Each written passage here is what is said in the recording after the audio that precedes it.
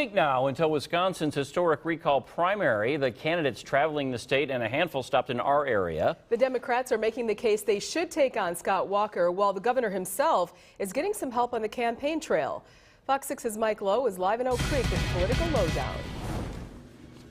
Good evening, Mary and Ted. Governor Chris Christie spoke in this warehouse just a short time ago. Christie is a rock star in the Republican Party and a close friend of Governor Scott Walker. But the Democrats say the fact that he's here as an out-of-state governor campaigning for Scott Walker underscores their message that most of Walker's support is coming from out of state. However, Governor Christie says he was here because he's a governor who dealt with the same types of budget issues that Governor Walker did, and he warned Wisconsin voters not to undo Governor Walker's reforms.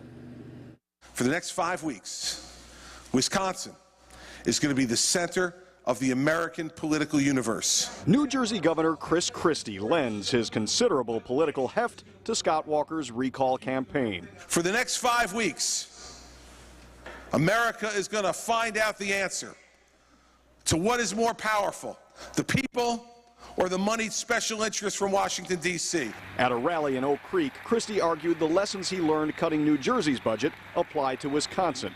Christie mentioned only one Democrat by name. You know that Wisconsin would be a significantly worse place if Mr. Barrett had won this election back in November of 2010. The 3 states in March that had the most job losses in this country were New Jersey, Ohio, and Wisconsin.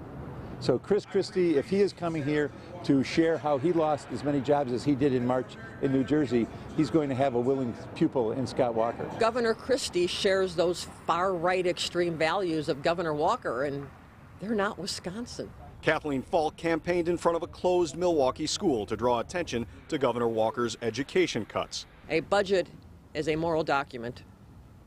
Governor Walker chose to create new big tax breaks for some corporations, and he made the biggest cut in public education in our state's history. Meantime, Democratic frontrunner Tom Barrett met with voters at Miss Katie's Diner. Walker has raised $10 million more than all of the Democrats combined. But Barrett says the race will hinge on the movement, not the money. There is a strong possibility that this will be a rare occurrence in American politics where the person who has the overwhelming financial advantage will not win.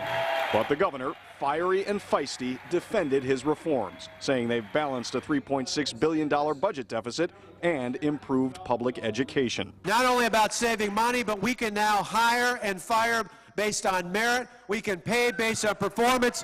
That means we can put the best and the brightest in our classrooms, and we can keep them there. We're the ones standing up for education. We're the ones standing up for kids. We're the ones that want a better Wisconsin.